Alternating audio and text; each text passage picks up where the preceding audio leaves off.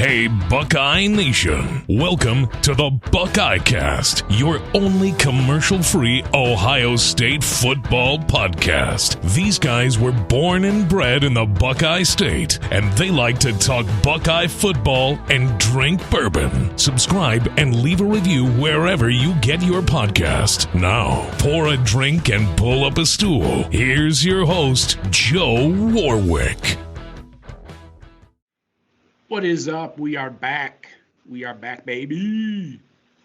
Got some huge news coming at you. We got some reaction to the Big Ten conference expansion. We want to talk in depth about that. What we do know, what we don't know, like what might happen. After that, we want to get into a little game of in or out. I thought about doing a game of fuck, marry, kill with all the remaining conferences, but that would get too... that would be here all night, right, Jeff? Yeah. That's might take a little while. It might take a little while, right? Yeah. I would fuck Oklahoma State. I would kill Clemson. Anyway, so yeah, I got Jeff with me, obviously, and we're gonna run. Hopefully, we get time to run into banging on some Michigan recruiting woes. And we'll update you on the Buckeye recruiting class. Since the last time we talked, it's jumped up a few notches, you might say. So, as always, hit the supply store, thebuckeyecast.com. I'm wearing one of my recent designs right here, fueled by Bourbon and Buckeye football. It's all right there on the shirt. That's all you need to know about me. It lays it all out. Yeah. So, all right. Any bourbon talk you want to get into, Jeff, or you want to skip right to the meat? Oh, just the same old stuff. I haven't gotten any new bottles or nothing. Was enjoying some Old Forester last night as I was walking around the neighborhood with a backpack full of mortars, trying to look for fun. No fun in my neighborhood. Sounds like you got fun on your back. I loaded up. I had like 30 mortars shells in a couple of the stands. I just threw them all in the backpack and went walking. And nobody, not one person out of, I want to say there's 1,200 homes in here. Mm-hmm. Not one person out lighting fireworks off last night. And it was 10 o'clock. Nothing. I would not like being a creep out late, But yeah, I saw people like in their windows, like just doing dishes and shit. Like nobody's even out on their back porches. We have a lake, in the middle of the neighborhood. Right. I just walking around the lake, just nobody's out. Nobody's doing anything. 10 o'clock's a little late, honestly. Well, if somebody's firing off fireworks at 10 o'clock around here, I'm throwing something at them. Well, it don't get dark here till almost 9. I mean, okay, so It was like from 9:30 to 10. I was out walking. Okay. So, anyways, they just lit off a little bit of fireworks last night. Hopefully, a little more active around here tonight. Happy 4th to everyone out there as well. Yes. God bless America. Yep. So, happy birthday, America. Yeah, so just drinking a little bit of Old Forester last night. Nice. Right now, I'm just working on some Coronas. We'll see what we'll get into later, but. Yeah, I found a good bourbon called Castle and Key, like right across the street from my house. The liquor store had it. So okay, I saw the pictures you sent. Yeah, the bottle looks cool. Yeah, it looks a lot like. Yeah, it's really good. We paid like $46 for it, I think, with tax, which is not bad, especially over here right by the beach. But then I found the Castle and Key Rye. I was down in Sanibel Island, so. Rye guy. Yep, and just I have my daily Weller Special Reserve, Buffalo, Woodford. Those are my go-tos on a daily basis. So whatever floats my fancy. So let's get into this Big Ten expansion. We got a lot of reaction to get into, a lot of things we do know, things we don't know. What could happen. I feel like we're waiting for another shoe to drop, and that shoe might be like a leprechaun shoe. Gene Smith and President Johnson I thought this was interesting that they were the two that introduced this and announced this at a press conference on Friday. So, Kevin Warren, just stay over in London or wherever you're at. We got it covered. Yeah. Right? I and still have not heard any comments from any university representative from the Big Ten other than Christina Johnson and our athletic director. So, Gene's obviously the writing's on the wall. Gene orchestrated this, worked in the shadows, back channeled, however you want to put it. But he's the big swinging dick in this conference. It's not what's his name over in fucking Europe. I don't know if he's on vacation. I don't know if he's working over there. He's not working on our cable deal from Europe because we're not selling rights over there. So, but yes, exactly, Joe. Like, hey, Kevin, just stay over there. We're fine. Maybe Rutgers is going to start playing Jacksonville in London. Yeah. Is that possible? Out of his mouth, I could believe it. Yeah, I agree with you. Gene Smith is making legacy moves here. His relationships with the ADs at USC and UCLA we're well aware of. Mike Bone used to be the AD at Cincy, and Martin Jarman used to be the assistant to the AD at Ohio State. So he's got good relationships with both those guys, and I just want to make sure we're clear.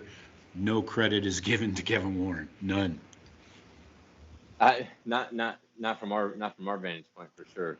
And when we spoke a couple of days ago about we got to talk about this news, and I said, well, let's wait a couple of days and let's see if we can see, because it felt like when that information finally came through on Thursday, like there was gonna be more and more and more. So I was like, well, I wanted to kind of hold out so maybe we'd have even more news to talk about. But it seems like they're being a little calculated now. They're slowing down, kind of regrouping. Like they're talking. There's people. There's communication everywhere right now. Right. We've already noticed Oregon and Washington have submitted applications to the Big Ten. Correct. Right. Yeah. But they were kind of pumping the brakes on the decision with them. I think Gene's phone is ringing off the hook. Oh yeah, because who else are they gonna call? I mean, there's probably people calling like, "Hey, Gene, are you in charge now, or should we call Kevin?" He's like, "No, I'll take the call." He's getting texts Saturday night. You up? you up? Yeah. But what you trying to do?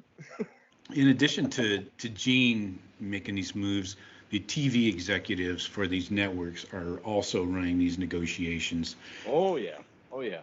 This is ESPN versus Fox. ESPN grabbed on and got Oklahoma and Texas last year, and now Fox is returning the favor with the USC UCLA grab. So keep that in mind. This is not just one person or one group. This is all coming together. Helps that Fox is headquartered in LA, so makes that conversation a little easier. These guys all probably fucking play golf together. So, right. A couple things I wanted to point out, I wanted to highlight from the press conference on Friday that Gene had to say. Things like his quote was, carry that weight. He said, we've been carrying the weight of the conference for quite a while, we being Ohio State, of course. And he said USC and UCLA will help carry that weight. I think that's a great point, don't you? Yeah, I like the next comment was the top of the pyramid. Exactly. where Ohio State's been camping lately, and he's right. It's and like the 971 guys, as they were talking about it all week. I agree 100% when they say it's nice to see Ohio State kind of remind everybody who the fuck they are. In this conference and what this team and program and university does for this conference, and this is he's pretty much telling them, look, yeah, we're the big dog here. This is something that's good for all of us. We definitely need it because y'all aren't holding up your end, so we're bringing in the big boys, and we're not done. And there's gonna be more big boys coming, and I mean some of you might have to go, or we just get super big. So, but I like the fact that Ohio State's kind of putting it out there and kind of taking the lead on this. But like, no, it's time. It's time we kind of flex our muscle a little bit, you know, because they don't have it's not like the SEC where it's, you know, your bottom and your top are all pulling in the exact same direction, and they're all gearing for the exact same thing, domination. Yeah. It's not like that in the Big Ten. Certainly not in the other. I'd say now at this point I say smaller conferences, Big 12, Pac-12, because they're like minor league to us now, Right. you know, and we're gonna take whatever we want from them. Yeah, that's the way it looks. The ACC is a little different because they're, you know, the ACC is a little different because of their buyout deal. Oh, the grant of rights crap. Oh, yeah. God. But I think any contract is able to be squashed at this point. I mean, either you're going to, if a conference folds up entirely, then you owe them nothing. There's nobody to pay. Or well, that's the thing, yeah. or if you do jump ship to another conference and you have this grant of rights deal, you're going to help, the new conference is going to help you pay that off. Or your first year of being in that conference, those TV dollars are going to pay that off, you know, especially if you're going to an SEC or a Big Ten, you know, you're looking at well over 100 mil, you know, per year. So yeah, and I was curious about that, Joe, if they were going to be allowed to do that, or if it was just a strict, you know, how that was. I have no idea how any of that's like regulated and enforced. I don't think any contract is enforceable at this point. There's always a way out. I mean, oh yeah, there's definitely always a way out. I mean, I've talked to lawyers that have said that, like, you know, you sign waivers, whatever, when you go play men's softball or something, you sign a waiver that says you can't sue the ball field if we just forgot to fill in a hole and you fall in and break your leg. Lawyers like, waivers, schmavers. We can sue anybody. So yeah, wherever there's a lawyer, there's a way. Exactly. Gene was quick to point out that this puts the Big Ten coast to coast and in the top 3 media markets in the country: New York, Chicago, and LA. That's not bad. Yeah, New York's a little flimsy. I mean, it's fucking Rutgers over there. Come on. He didn't mention DC. But are we on the Big Ten network is available on cable in New York City? Is that pretty much what we're saying? I think that's what he meant. I mean, obviously, yeah, we're not getting viewership from Rutgers fans, No. but yeah, you can turn on TV in LA, Chicago, and New York City, and see Ohio State or the Big Ten. Right. This quote, huge, though, man. That's huge. It is big, and that's what you got to keep in mind when you think about these TV executives running these negotiations. They're looking at TV markets, you know, so think big cities when we look forward. But this one quote by Gene stuck out to me because I just called complete bullshit on it, and I think you will too. He said, "We weren't doing it in response to the SEC. We were doing it for our needs. This helps move the needle in terms of the Big Ten TV deal, and has nothing to do with the SEC's addition of Texas and Oklahoma." Bullshit. If you didn't do it for those reasons, then you need to be fired, because you should be doing it for those reasons, right? Yes, I don't think he can say it. I think they're both correct. I think it was in response to the SEC's movement with Texas, Oklahoma, Right. And also it was the best thing that they needed for their conference, because the SEC was about to go off on its own. They had to, for the sake of their conference, they had to make a move to keep up. So I think they're both correct. I don't think he can come up, maybe for whatever legal rambling. Well, I think by saying we weren't doing it in response to the SEC, it makes it look like we're in a chess game with them, or we're engaging in some kind of,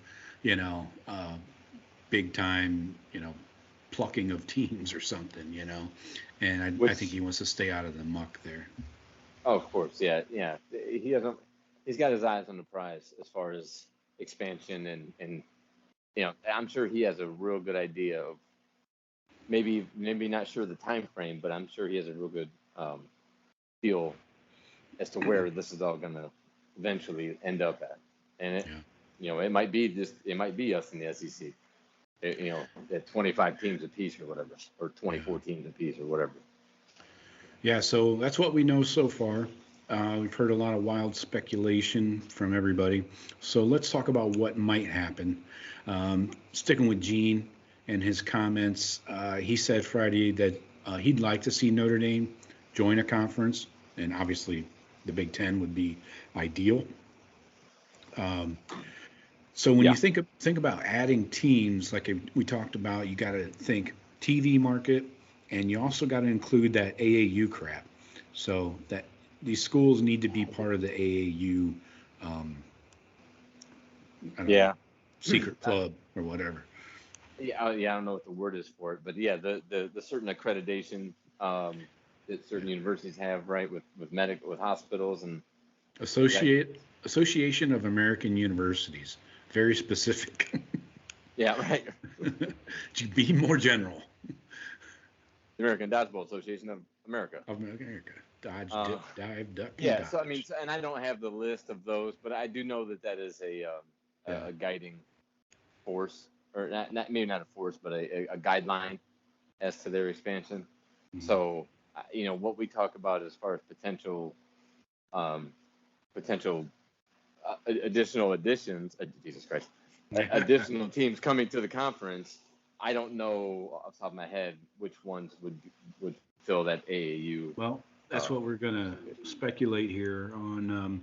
So Dennis Dodd tweeted on Friday that a source of his is saying Oregon and Washington have been told by the Big Ten that it is standing pat for now. They're waiting on a decision by Notre Dame. Okay, so Notre Dame is obviously in the holding pattern, just waiting on them to land somewhere. That might be the most honest statement we've heard yet. Yeah, actually, I think that's exactly the case. I think they said that it seems like the Big Ten, like we're waiting to hear what Notre Dame's going to do before we tell anybody else. Right, and then Jeff Ehrman, he I forget who he writes for. Anyway, he has inside information on this. He tweeted out that he's hearing confidence in Big Ten circles about Notre Dame and Oregon eventually jumping on board. He updated that today. He said this is the Big Ten's wish list. Notre Dame, number 1, Oregon, number 2, Stanford, number 3, and North Carolina, number 4. So sure. I agree with that list. I think North Carolina definitely is an East Coast team that they need to keep in mind. Now, this one was interesting. So this tweet came in from The Foundation. It's the NIL collective, started by Brian Schatzstein. So I don't know if Cardale took control of the Twitter account Saturday night, because this came out at 10 o'clock at night. And anyway, maybe it was Brian Schatzstein. He would know more than anybody else. He's pretty well plugged in. He said that Oregon will be the next team in the Big Ten. You heard it here first. Very likely he heard that, with Oregon already applying, it seems like they want to jump ship immediately. Like they're like, USC's gone, we need to be going too. We need to go with them. That's our counterpart, North-South. So they got Oregon State, and Washington's the closest big rival, but they need USC as much as anybody, to be out there. So maybe he heard that with them already wanting to get in and just waiting on us, maybe he heard that Notre Dame's going to play hard to get and, demand all this special treatment shit and whatever because of their TV deal or whatever. That he just thinks Oregon might make the deal quicker than Notre Dame. Right. So I had the list of AAU schools pulled up. It's not a lot. It's not like we have the entire country to choose from, but from a quick combination of being an AAU school and a large TV market, not thinking about the quality of football team, the first team that comes up is Georgia Tech, which is in the Atlanta area. That's another huge media market. Okay. Oh yeah. Terrible football.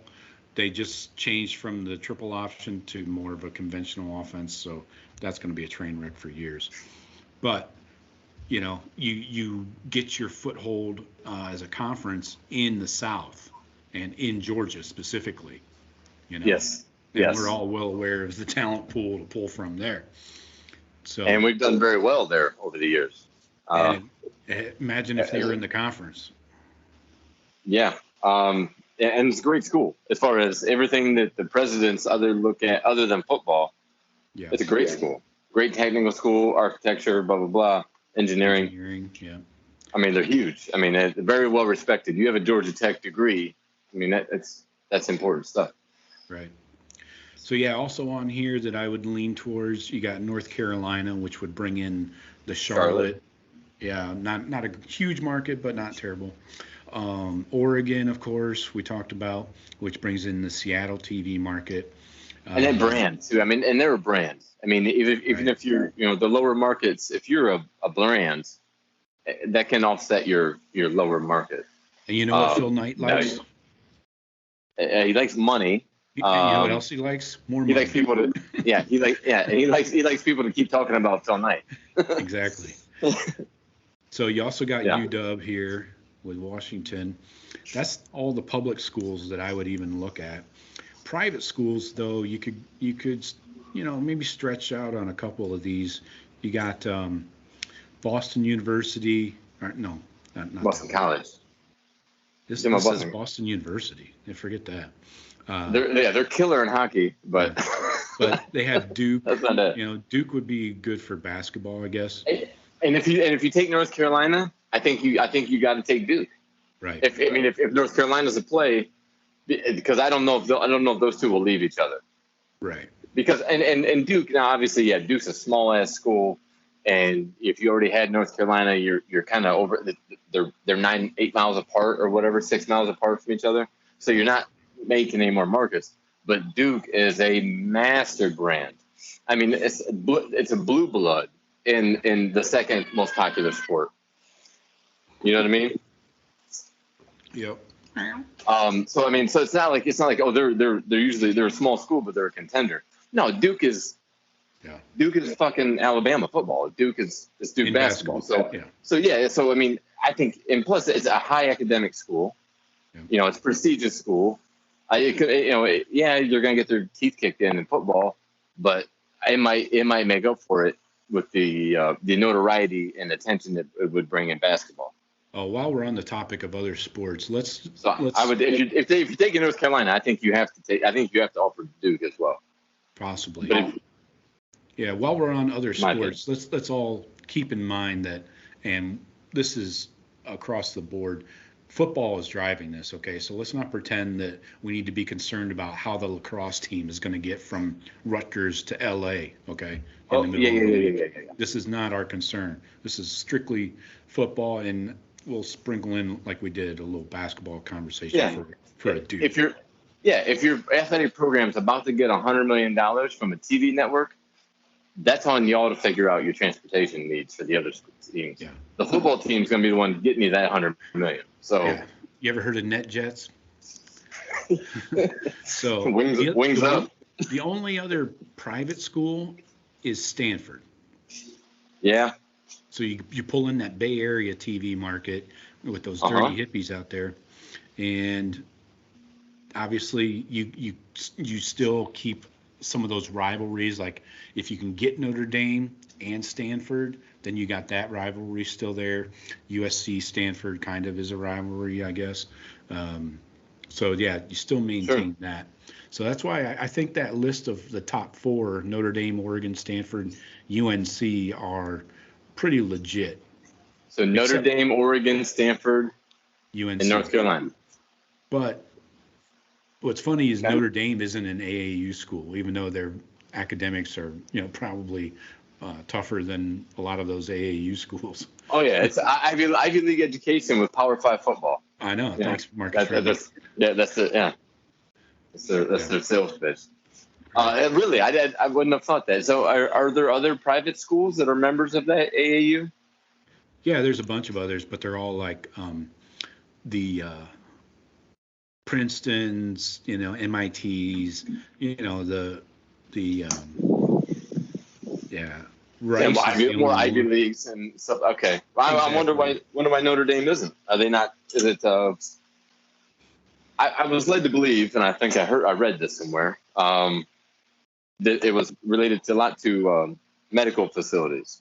You know, It could be, yeah. And maybe Notre Dame just doesn't have the infrastructure, have any type of medical outpost in their campus. They only have 8,000 kids, bro. Right, I know. I didn't even realize they were that low. I mean, Florida State is like, well, back when my son was going there, Florida State was like at 14,000, and I thought, God damn, that's smaller than my hometown. Right. But I didn't realize that Notre Dame was really that small of a school. So maybe they just legitimately don't have the space, the size.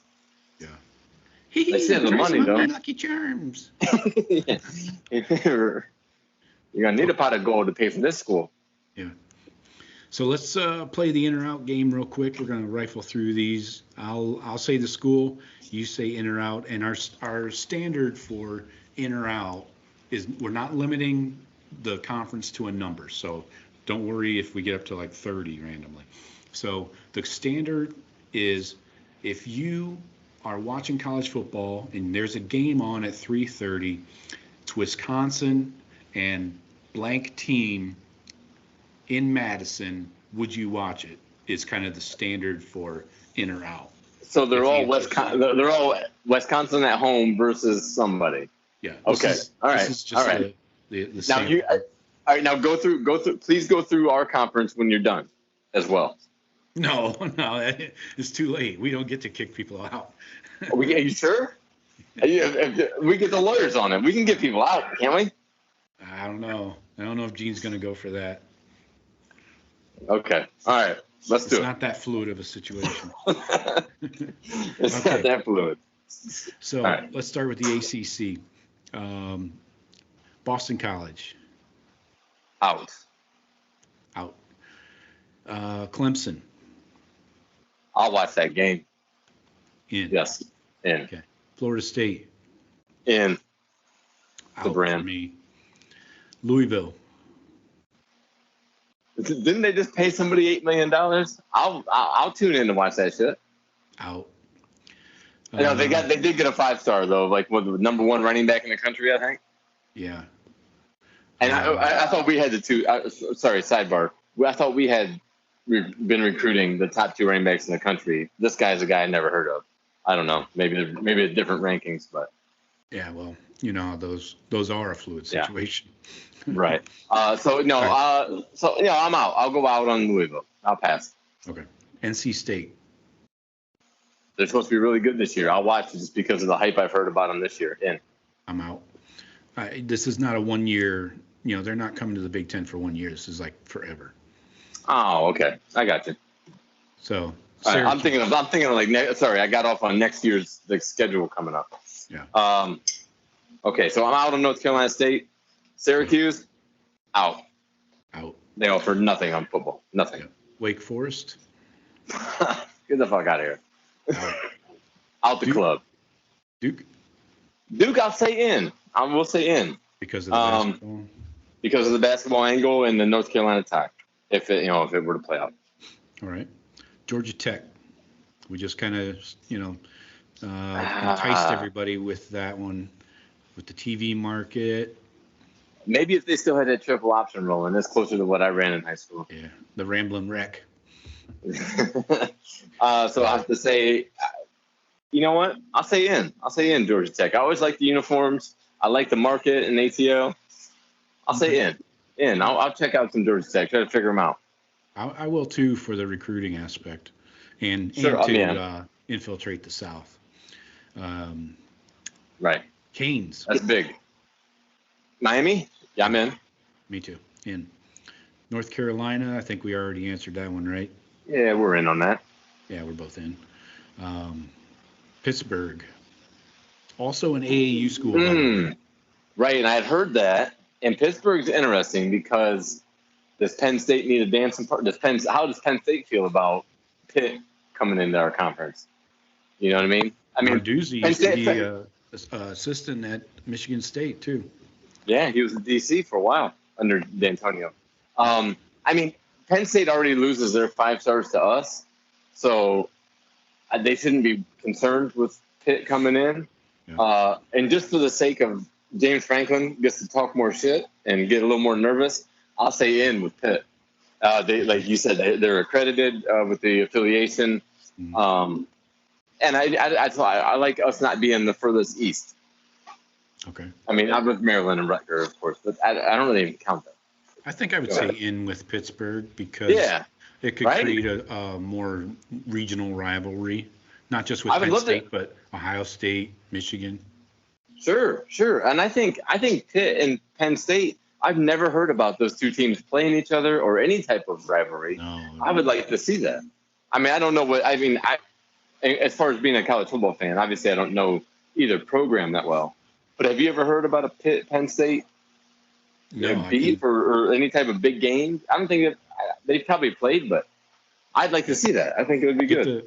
Get your girls on that one. Have them Google that. Yeah. All right. Virginia. I like the university. I'm gonna say out. No. Out. Vatech. I was hoping I could use one maybe. And I don't know. Oh, in. Yeah, in for Vatech. It has they have a little bit of an SEC environment. Yeah. In their football program. I'm in. I'm in with Vatech. Right the ship. They're a 50-50 for me. They're a coin flip right now. They need to get that program back on track. Right. The way it was under Frank. So there's talent in Virginia now too. There is they pump out talent. You got the and plus plus the DMV area, like the recruiting basin that they can work out of is extensive. You know, they can get V in DMV. So let's go ahead. I'll say in with Vatech. Yeah, there's a lot of potential. There. I'm going coin. They got to prove it. Like they'd have to give out a really good presentation. Like they'd have to nail the fucking presentation. You know, about what they plan, how they can move forward, how they can improve. Like it would have to be impressive. But I would give them a chance to prove it though. All right, let's go to the Pac-12. I'll skip through a couple of these teams. I had some funny ways to say no. How's Cal? I'm looking at you, Washington State. Hey, guess what? If Cal joined the Big Ten again, he could. Michael Drake could come back to Columbus. Maybe he could have a drink at Urban's Pint House. Yeah, fuck him. I say no. You're out, Cal. Only if it meant I would accept them if I had to take them to get Stanford. Yeah. Let's put it that way. If I was building a big conference and they said we're not coming without my little brother, then I'd say, well, if I can bring your little brother. Based on merit alone, no. No. Yeah, I'm out on Cal for sure. I have no interest. Let's go Oregon. Oh yeah. Come on, we got room for you. Come on, Phil Nike.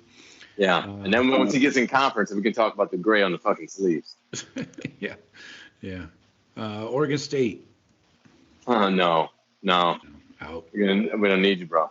Join the Mountain West. Stanford. Yes, we're in. I think so too. David Shaw's a good coach. That program's. And it's a school that. I mean, they haven't been great lately, but it's a solid program. People don't take them lightly, and school-wise, they're phenomenal, and the market is awesome. Yeah, Bay Area. And I mean, and there's so many, and plus the all the academic side, and they offer as many sports as we do. It's like the two teams and the two colleges in the country that offer the most. So Stanford's in. You got to anybody anywhere Stanford wants to go, they should be let in. They got that respect. How about Washington? Yeah, I'm in. Okay. Give me Seattle. Give me. I said yes to Miami. I'm going to say yes to Washington. We're going straight across this motherfucker, all the way across. All right. They're a little down right now, but yeah, I'll say in. Washington State. No, fuck off. No. Mountain West. You're out. Middle of nowhere. Yeah. Arizona. No, out. Terrible. Arizona State. NCAA investigation included with that one. Yeah, no. We don't need either one of them. Phoenix is a nice city for It's a TV cool, yeah. market. Sure. But what's the give a damn out there? It's, you know what I mean? It's fucking Phoenix. It's Phoenix. It's Scottsdale. It's it's Glendale. Pool parties. Tucson. Yeah, I mean it's. Yeah, Arizona State is a party school. They're like top 5 party school every year. They do those metrics or whatever. But no, we don't need them. No, I'm out. I'm out on both of them because they don't put a good. I haven't seen a good product from either one of them on the field since '97 Rose Bowl. Right, and you're not going to see one anytime soon. Once. No, I don't. Yeah, and I don't think there's. Yeah, there's no. Yeah, and there's no promise in sight. They burned both of them. Burned through coaches. Yeah. Big names, small names, don't matter. No, out. Well, Colorado. Yes, in. You get Denver, so you get that TV market. But again, that program's been garbage for a long time, since like the 90s, man. Garbage, but they're going to get a better coach if they do in the Big Ten. And then let's throw a bone to Nebraska and let them fucking have a partner to play with out there. Okay, renew that rivalry, huh? Yeah, and I know the school, the AAU is they are one of those schools. Mm-hmm. So, it fits. It's it's Boulder, it's Denver. We need get somebody in the mountains west there. Yeah. Okay. Last one. I really like this one. Utah. Yeah, as I was talking about Colorado, I was thinking of Utah. Yes. You get Salt Lake City, not a huge market, but you got a major airport there, and they play Big Ten football. That's basically Wisconsin West. Yeah, and those are the Denver and the Salt Lake markets. They're not super big markets, but they're the only fucking markets around there. In the mountain time zone, yeah. Right. I mean, there's nobody else. You're taking the 2 best out of that area. Yeah. So, and you can get some of those people to travel to LA for Ohio State games when they're in LA. You know, it's a shorter flight versus flying to Columbus from Denver or from SLC. So, yeah. If you change to one time zone, man. I mean, it's like it's like us zipping up to Nashville. Yeah. It's an hour 10 in the air and it's 1 hour. Time or whatever. All right, so let's chop up the Big 12, and we'll use the new and improved Big 12 as of 2023. Sure. So off the top, Baylor. This is an AAU school, I should point out. The only one in Texas, I believe. Oh no, Austin is. No, UT Austin is as well. Sorry. Okay. But Baylor. I think I'm out on Baylor. I respect their football and basketball. They're good. Upper echelon, I would say, in both sports. But Waco, Baylor's, it's a fucking Christian school. I mean, I know you're gonna mention a few more of those. But I'm out. I'm out on Baylor. Yeah, I think they still have some looming Title IX crap too. Yeah, I wouldn't imagine why. Their fucking head coach is roasting in hell right now. Yeah, well, should be. Should be. Yeah, that's the important point. All right, let's go Iowa State. I like this program because they're in the Big Ten footprint already. Not that we need to add more in this footprint, but you renew that. You make it a conference rivalry with Iowa, and you got teams all around there, Minnesota, Wisconsin, yeah. They're right in the mix. They're right in the circle of hate there. But I mean, what do you think though, as far as of are they part of that program, the AAU conglomerate or whatever? No. I mean, you lived out there, Joe. You lived in Des Moines, so I mean, what do you know about Ames? I mean, obviously there's no market you're improving on because we're already in the area. No, I So think you're not gaining anything there. No, you're only adding that because the program is on an upswing right now. With well, let's just take their coach and leave the program. He would like that. Yeah, listen, hey Matt, hey Campbell. No, we got you a better team. Come over here. Right. Come on our side. We got a better team for you over here. Yeah, you don't even have to move. It's great. Yeah, exactly. Well, he could just be a man in waiting for Ferentz when he falls over on the sideline. His fucking son's on the staff. You think he's gonna give the coach in waiting to someone else? His son's the OC. He's a great OC. Very good. Oh yeah, he's great. Yeah, Iowa fans fucking wanting to kill that dude. Yeah, coach in waiting. All right, then. So I'm out. I say out on Iowa State. I say out. Me too. Yeah, because that Campbell guy could leave any day, and then they're back to 6-6. That's exactly what I think. As soon as he goes back, they go back to Iowa State. As soon as he takes another job, and he will. Let's go Kansas. No, out. I don't give a fuck about it. Your football is so poor that you being a blue blood basketball does not help any. And plus, you're in fucking Lawrence, Kansas. Got rings. Got banners. Got ranches. K-State. Did we just say out on Kansas? We're both out on K-State. That's a dumpster fire. Bring back that old guy. Schneider. What's he out. Up to? Yeah, he's up to about 97, I think, Joe. They're wheeling him out. He ain't walking out of nowhere. You know the guy's old when they named the field after him, and he's not even dead yet. He was still coaching when they had named the field after him. Him and Coach K are fucking vampires. Right. All right. So let's scratch Oklahoma on this discussion. Oklahoma State. I've heard this name thrown around a lot. I don't understand why. Yeah, I'm out. That doesn't even enter my mind. Yeah. Out. Yep. I'm out too. TCU. You got the Dallas market there. Yeah. That's what makes me pause. But you got to remember, they're on a new coach right now. Patterson left. He's a water boy for Nick Saban or somebody. Oh, well, if he's an analyst for Nick Saban, he'll be a D coordinator in the NFL next year. TCU.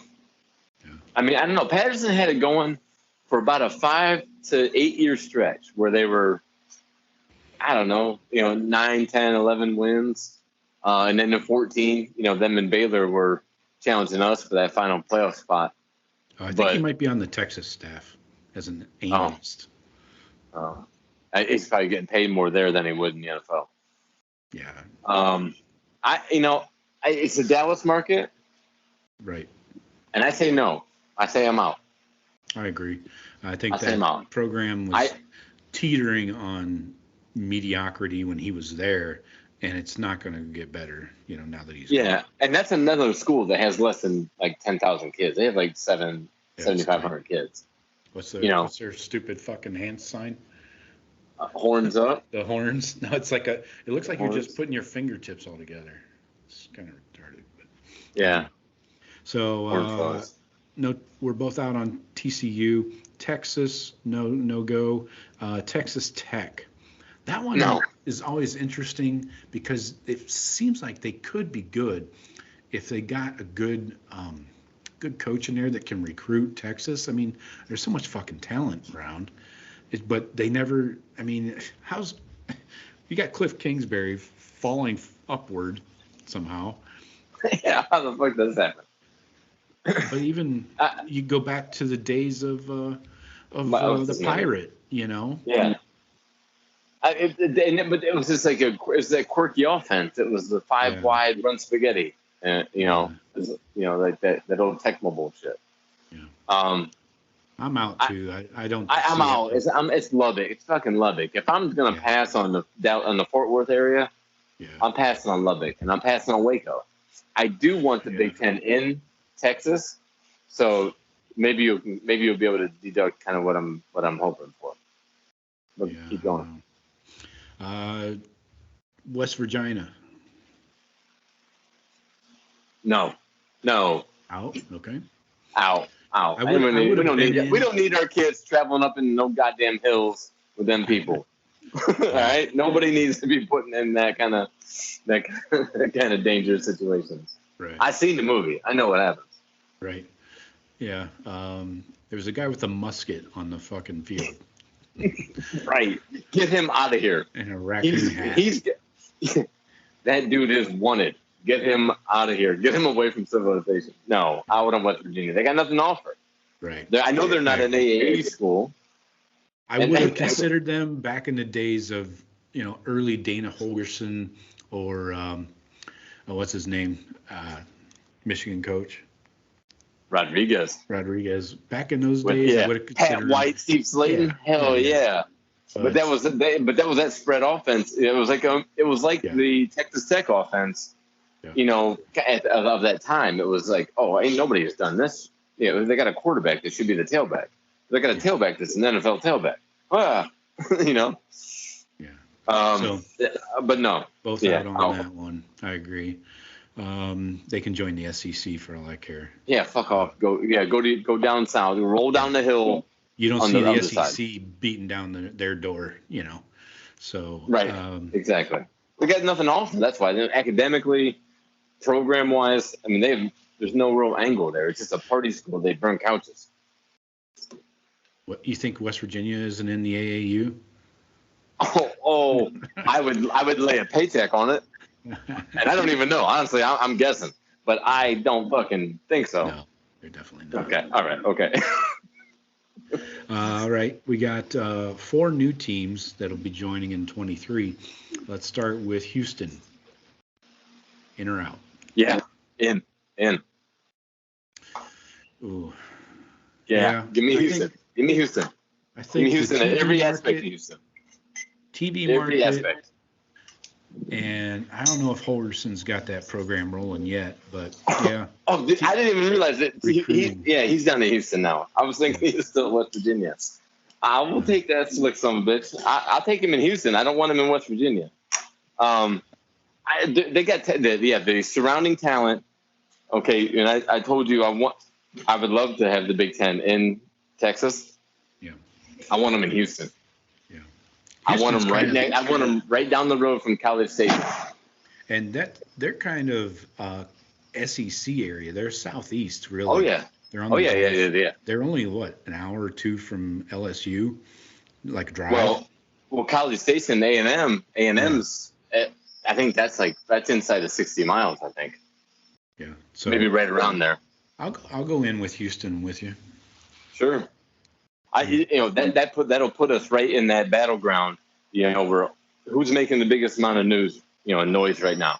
Well, obviously Bama, but A&M is screaming down there. LSU, with Kelly, they got a lot of money they're throwing around.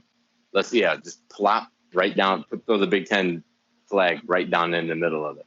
All right, let's go BYU. Out. I don't have fucking Mormons anywhere near me. No, you can have it. They know how to party. Keep your tablets. Do your thing. I'm out. All right. Let's go. They can party. They can party once they leave school because they're not allowed to do it in school. Yeah. Cincinnati. No, out. I was out on BYU as well. Cincinnati, out. We don't need an in-state rival in conference. No. Fickle's got you guys held together. And Fickle, if he stays in the lane he needs to, he's recruiting right now like the middle of the road Big Ten schools, Iowa's, Michigan State's. His player ranking, per player rating, what he's pulling right now, he's got 20 kids in the class this year. His player rankings are right along the same as Iowa's. Definitely better. But no, we don't. Having Cincinnati would just add to the Big Ten. But it's not helping us. It's not improving us at all. There's no improvement. That's my point. You would be giving us another middle of the road Big Ten team, and that if you're not going to do anything for us either way, money wise or football competition wise, No, we don't need to. Out. All right.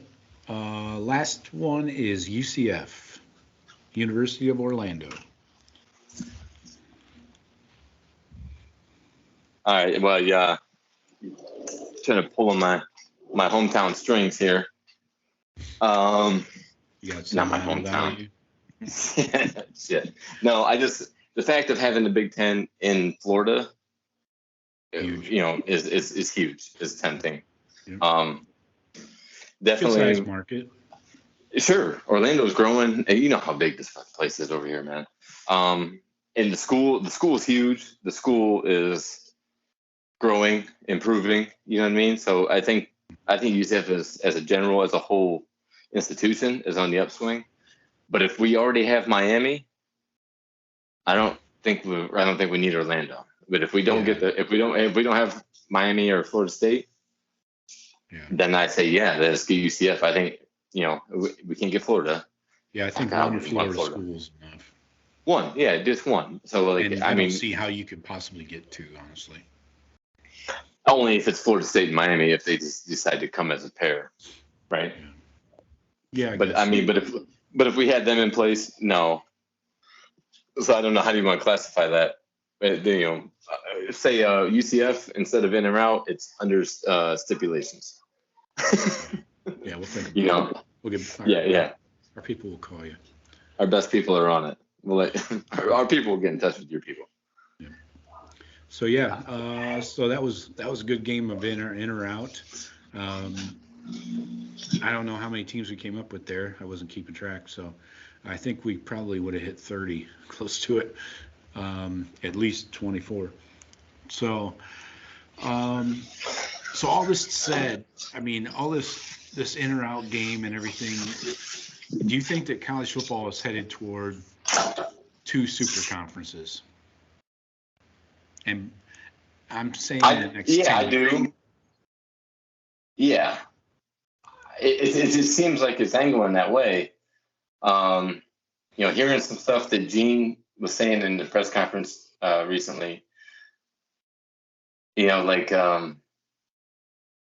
just kind of leads me to believe there's 2 big conferences. Like everybody's following either us or them down south. It's like when Dean was mentioning, he's like, the Big Ten's strong. We're at a place where people want to be, and I think that's true. It is almost it's almost like you're almost drawing, as of right now. I mean, until some of these moves get made, but it's almost like you're drawing the Mason-Dixon line. Like it's either us or them. Everybody else is getting engulfed into it. Now back 200 and shit, how many years ago was the Civil War? Math real quick. Long time ago. A long time ago, there wasn't anything out west. It was just the southern states and the northern states. Well, that line might continue right across the top of Oklahoma. You know what I mean?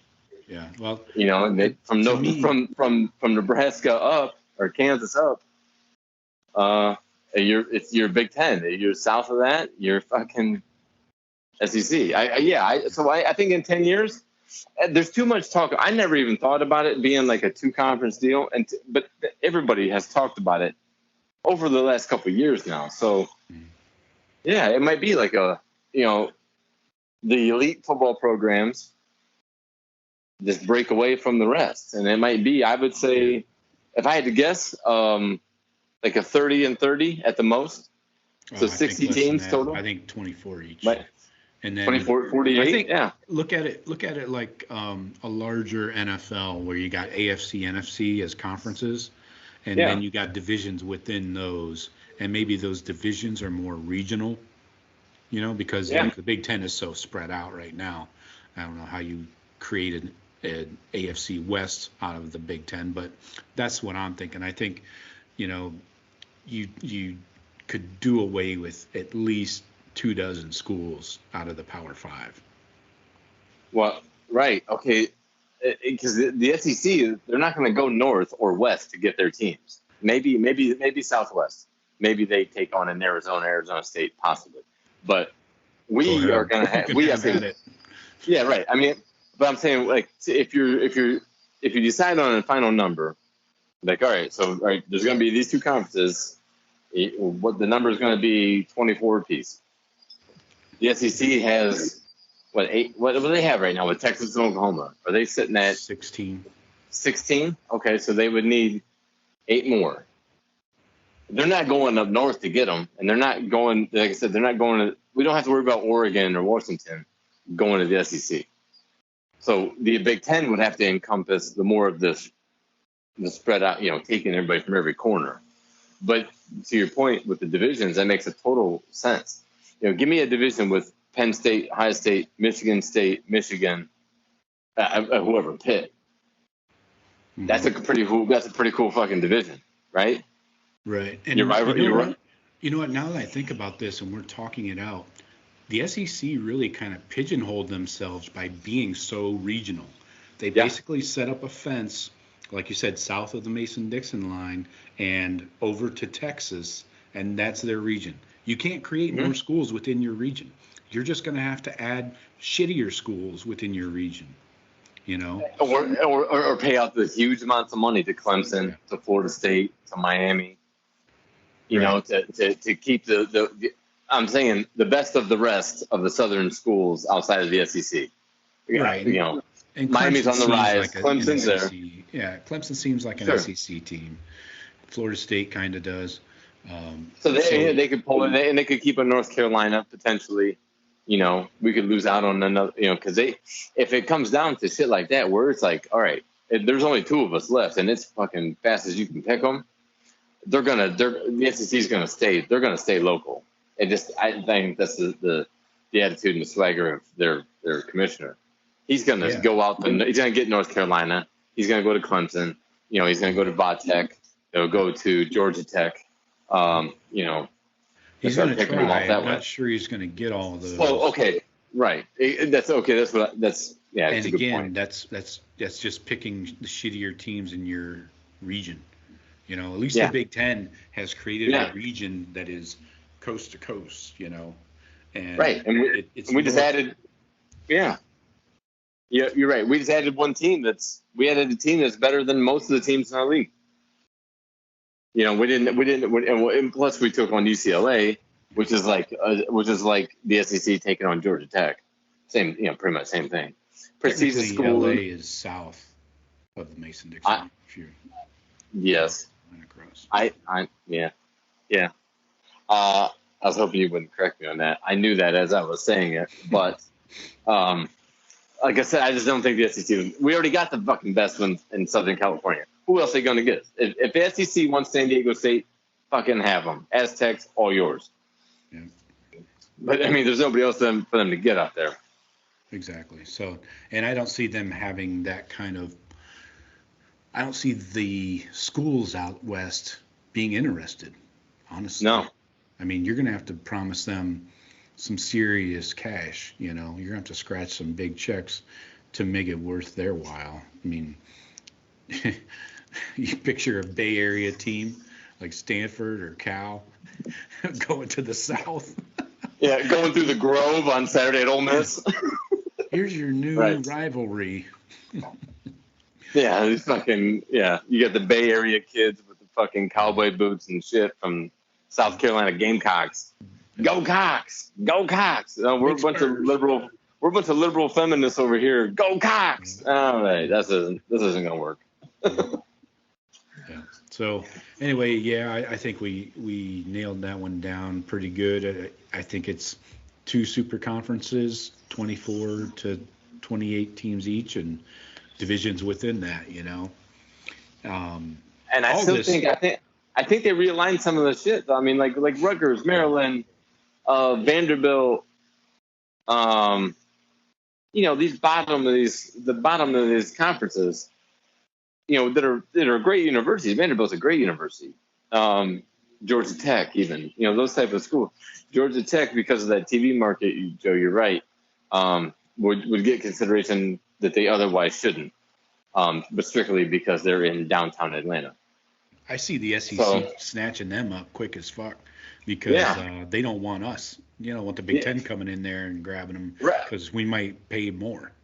Yeah, that's part of what I was getting at. Like, the SEC will start just gobbling up everybody local, so they don't get infiltrated. Yeah, but if we got the smaller everybody's piece of the pie becomes. Mm-hmm. In their conference. So and while we're playing chess, we're moving out like we can back them up all the way to the fucking Gulf. You know what I mean? Like we can just encroach around them and surround them. Like, all right, you have your fucking 13 colonies, assholes. We got the rest of the country. That type of thing. Yeah. So wouldn't it be crazy? Wouldn't it be crazy, Joe, if college football actually started a national civil war, like with part 2? Kind of has. I mean, like a slow-moving one. I mean, like it all just divided on political lines and everything, and then we're going to be sitting here in the South, just fucking hunkered down behind enemy lines, sitting it out behind enemy lines. Yeah. Fuck, it'd be cool though if I could just sit in my house on my roof, like with my air, and just watch the house and not have to work all day. I'd do that. Pay for that. I can get a fucking umbrella up there. It would be hard to pay rent with that. You're right, but I'm just saying. I have a Buckeye flag and an AR-15, just fucking waiting it out. So, if people didn't hear our last episode, I would recommend you go back and listen to that one about the future of college football. And I believe all this is just accelerating the breakaway of college football. A Power 5, or at least, these two conferences breaking away from the NCAA. And keep in mind, the CFP contract expires in 2025. So these timelines are starting to get compressed together where you got conference realignment happening. SEC is 2023, Big Ten's 2024, CFP expires in 2025. And like we talked about earlier, all these contracts can be, forgotten about tomorrow. And with enough money and enough lawyer and right. So my point is, I didn't expect any of those conference realignments to take as long as they're scheduled to. Right. So my point is, this is all accelerating the move of revenue sharing, which is still on the floor of the California State House. It's already passed its initial vote, 50-50 split of all revenue with the California universities. So we talked about this in our last episode. Yeah. So before USC and UCLA joined the Big Ten, this would have been a $200K payment to every athlete in the University of California school system. Okay. So get the fuck out of here. That's now. That's like what, half the tuition? Yeah, almost. Oh yeah. So now, I'm guessing that's about $100,000 a year now for college at a big school like that. Yeah, maybe. Fuck, man, 50% off tuition. And you're looking at $100 million per year now per Big Ten team. So kick that into USC, UCLA. Now, when you add them to this TV contract, you're probably looking at a $1.5 billion a year conference TV deal. Divide that by the 16 teams. All right? Yeah. Tack that on. So you got these 50-50 revenue splits just for the California schools. It's just a matter of time before this sweeps the nation, just like NIL started in California. Took a couple of years to gain traction. So did pot legalization. Okay. I mean, it's been working. It's been working like pretty good at a pretty good pace since it got approved in California. Right, but I would say NIL actually surpassed marijuana legalization. But right, you're like you said, California opens a lot of these in, and once it goes through California, and everybody sees, oh yeah, there's money. Boom, and then it'll spread through the country. A bit, don't you think? A lot. Yeah. When you talk about revenue sharing, now when you talk about revenue sharing, now I think of collective bargaining. Right. That's the next step in this evolution. That's what I'm talking about. Naturally, right? Yeah. Yeah, all this is being accelerated by this conference realignment. We're breaking away from the NCAA eventually. The CFP could Yep. be like your government body that Yep. manages these two super conferences. You got revenue sharing, you got collective bargaining, full-time employee status for the players. That is where I get a little nervous and start to wet my pants because that's right on the cusp of detaching from the colleges. Remember, we talked about this in the last episode where Right. the last Saturday in November, right after Thanksgiving, you turn on the TV at noon and you got the Columbus Buckeyes against the Ann Arbor Wolverines. Yep. Brought to you by the colleges, not and brought to you by the 5 biggest, advertisers in the world that have paid for the naming rights. So I know, that's where yeah. I get nervous. I mean, I'm fine But with the players getting all the money, but when you start breaking away from the NCAA, collective bargaining, you're going to have to create a union, and you're going to have this status of employee-employer relationship with the college. Then Right. you're just basically detached from the college. There's no association. You lose all the pageantry, in my opinion, all the extra stuff, that makes college football so awesome. Yeah. And I only say that if the NCAA, and they probably don't care because they probably just checked out, but whoever can actually initiate change of the entire system, I'm not sure who can. But start getting the ball rolling on it until you have players holding out. You know what I mean? Get this set up. We're going towards it. It's inevitable. And we were going towards name, image, and likeness for years. And NCAA and whoever, because we all thought that they were the ones in charge. They're like, no, we're good. And we're rolling down the hill, and then boom, hit the fucking wall. Well, and then NIL blew through. But this money flowing, and yes, there's money coming in, and these are nonprofit universities. They have to spend it. Yeah, you can only build so many buildings and rebuild right. and pay coaches crazy amounts of money, 10 mil a year. So get ahead of it and say, all right, we're staring at the end of the tunnel of, negotiations and working out collective bargaining. The players, you set a price, and everybody pays the same. Everybody gets the same. They all get it. So and then it's going to take I don't know how you regulate the recruiting because it's a different aspect from kids in the programs to recruits. There's always going to be cheating with recruits because they're going to say, hey, I can get you more, and somebody's going to believe it. So, but I think we're staring down the barrel at collective bargaining. Let's just get to it. Let's just make it right, and take a year or two and figure out a plan, and then institute it when, like you said, the California rule is going to come through. You can't have one state paying kids $200K a year off the top, including it, and then plus any NIL. I mean, these kids, you're going to have several high school kids coming into universities making over $1 million. What? Oh, and by the way, they're on scholarships, so they don't have to pay for their school. Yeah, they're just coming to hang out while they collect their fucking checks. Yeah, we don't need that. Let's just make it all one setup. There's no more NILs. Sorry. Whatever. That genie's out of the bottle, man. You can't put that toothpaste back in the tube and shit. But I encourage everybody to bargain it or something. I don't know. But go back and listen to our last episode. We dug into the future of college football a lot, and we don't need to rehash everything here. But I do want to bang on Michigan recruiting real quick before we get out. Always make time for that, Joe. We'll always make time for that. That's right. 3 decommits already for the 2023 class. Oh, by the way, nobody talked about this. They had 10 decommits last year. That seems like a lot, doesn't it? In the 2022 class, this class coming in? Yeah. 10. Yeah.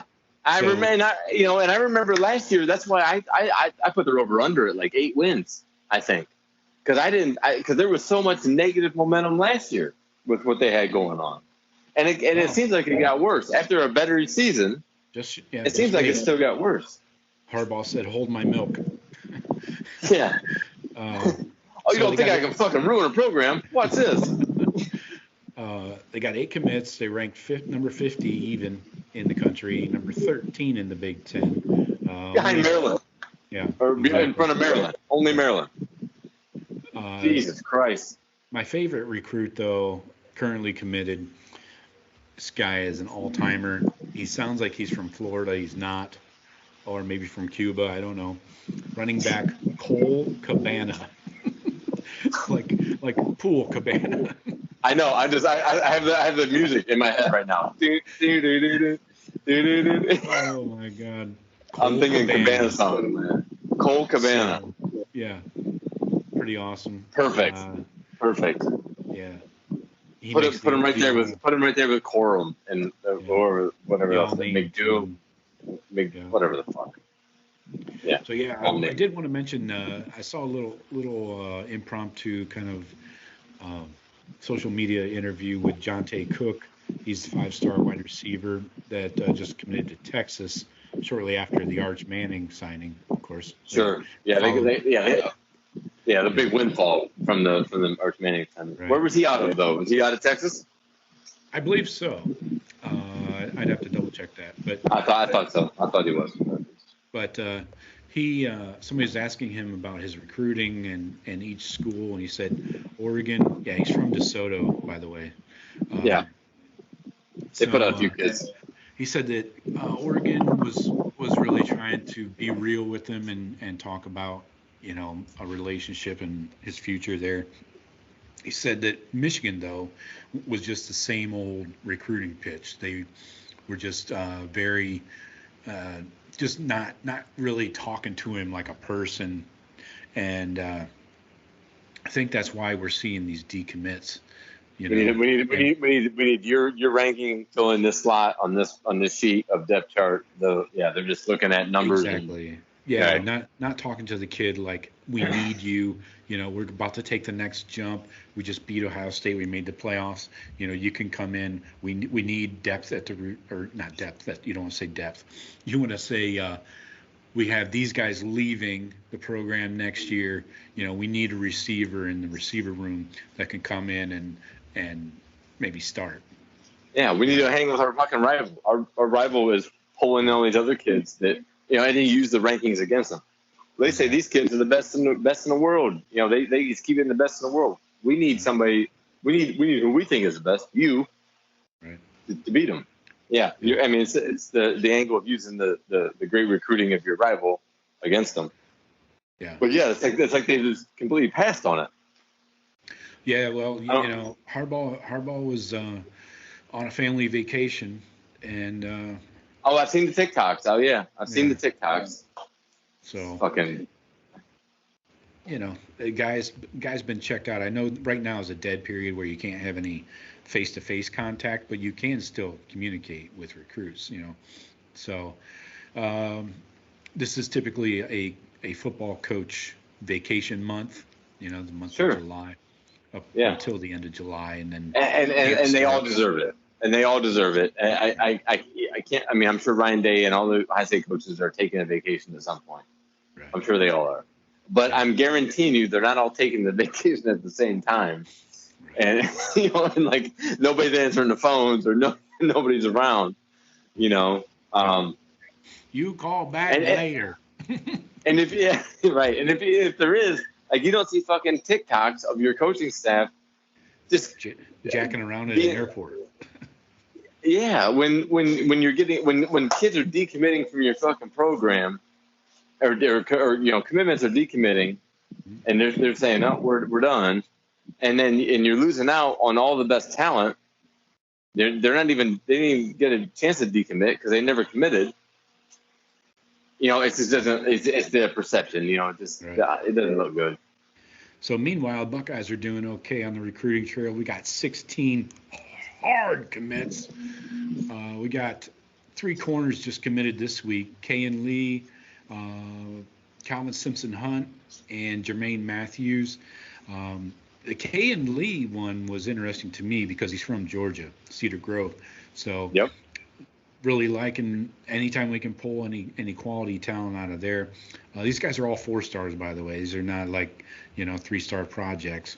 Calvin Simpson Hunt was a Texas Tech commit. They were first in on him, and they're just throwing offers out left and right. Jermaine Matthews, this guy's a dog. I love this kid out of Winton Woods. So I'm gonna like to see. I saw a 4.35 40 on that kid. Yeah. Ooh. Yeah. Anybody that's got a 4.35, you can teach technique and see if he. And obviously, you hope he absorbs it and learns it. Yeah. But give me 4.35. Let me try to teach him. Yeah. I'll try to teach the kid that's faster than everyone else. Right. So that gives us 4 corners in the class. We're probably done with corner, and then we're probably looking at 4 safeties. And okay.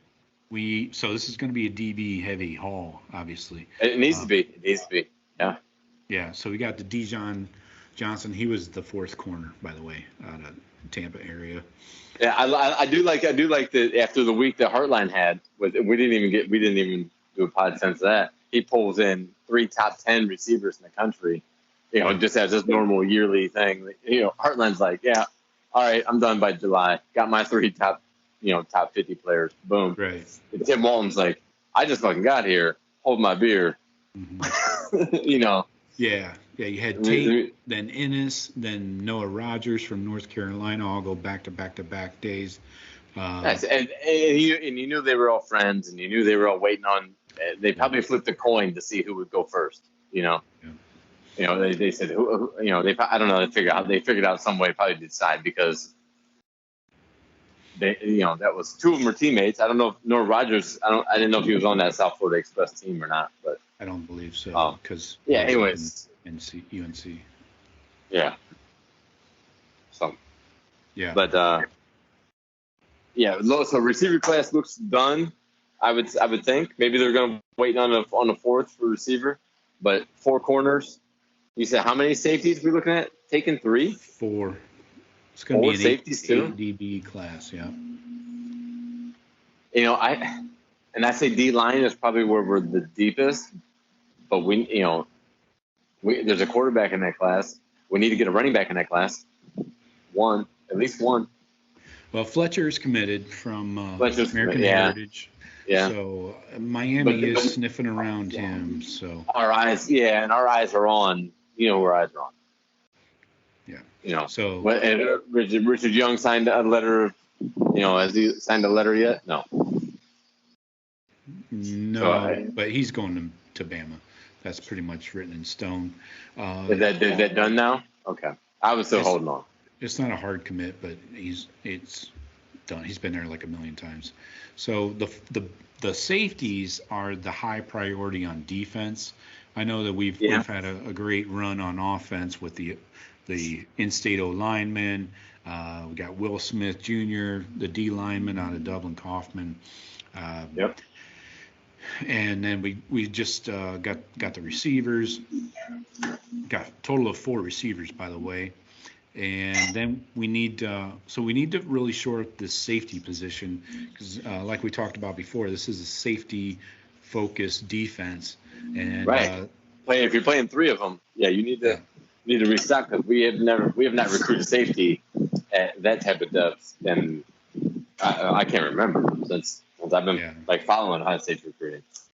So Caleb, we never looked. I don't think we've ever pulled more than 2. Yeah, Caleb Downs from Georgia is the priority, and it's looking good. It's an Ohio State Bama fight, but it's looking good for the Buckeyes. And he's a 5-star. This is like a Von Bell.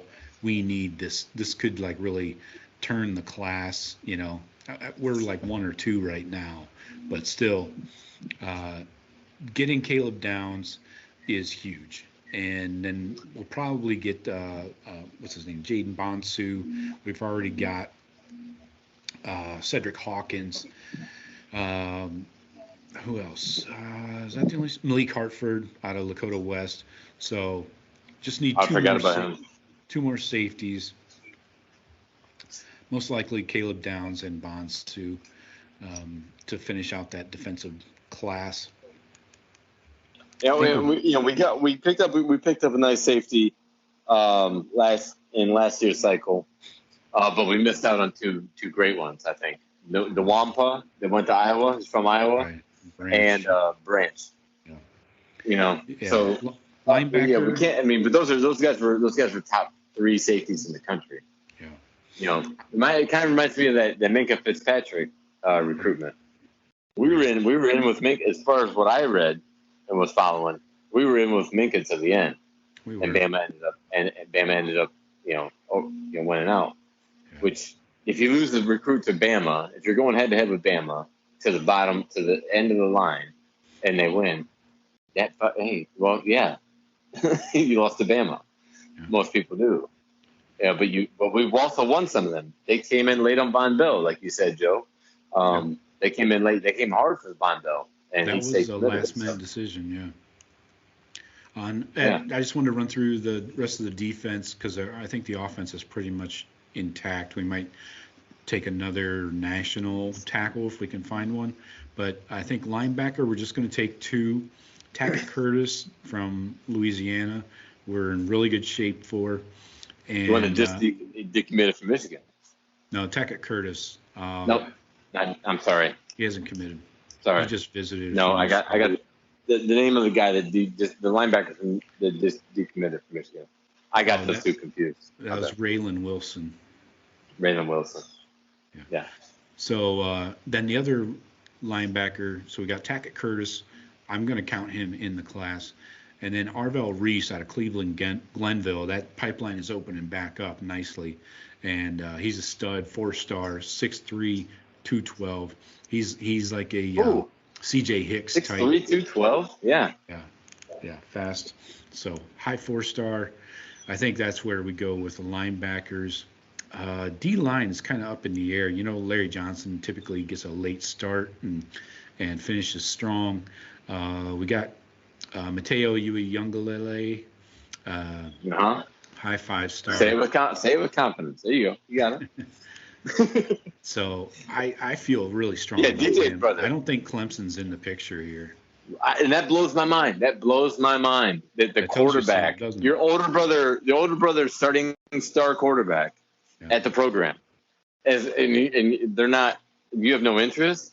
I'm intrigued by that. I'm intrigued by the kid's mindset of I don't need to fuck with, yeah, he's my brother. I get tired of his ass at home. I don't want to see him at fucking school. Maybe he's like that. You got to remember Venables is gone. Yeah. So right. So I'm intrigued. I'm intrigued by the kid's thought process because a lot of little brothers.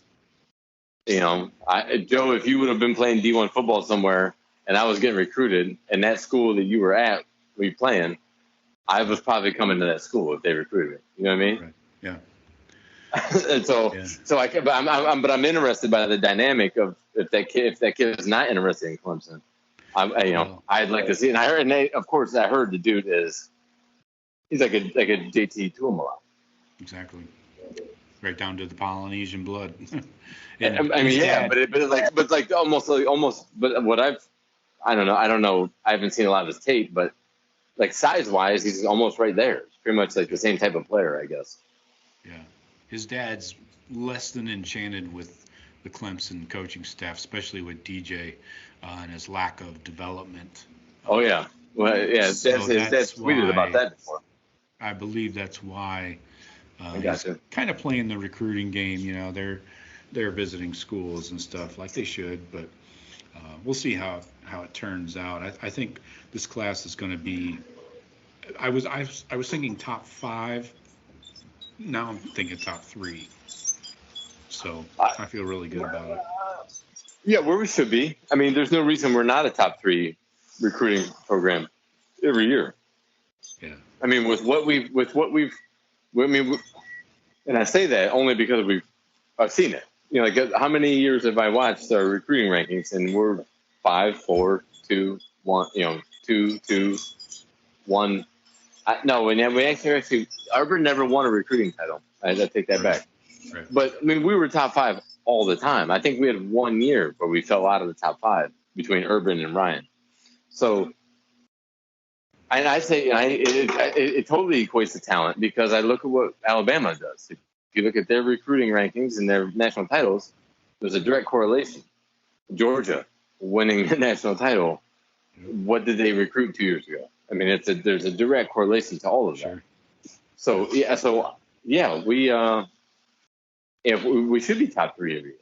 We've proven to be a top 3 school in the country every year, and we recruit top 5 school, every year. I think development wise, I put our development against Alabama's as far as the best in the country, as far as developing players once they're here, because we make first rounders, millionaires out of 3-star kids from New Albany or from Newcastle, Pennsylvania, or wherever. Yeah. All right. Shout out to Malik Hooker on that right there. Yeah. All right, folks. We appreciate you listening. As always, please give us a 5-star review. Leave us a rating. That would be really helpful. It helps other people find the show. Find us on all social media. Just search the Buckeye Cast. Also, hit the Buckeye Cast supply store, thebuckeyecast.com. Always got free shipping on orders over $50. So that's 2 shirts, free ship. Done.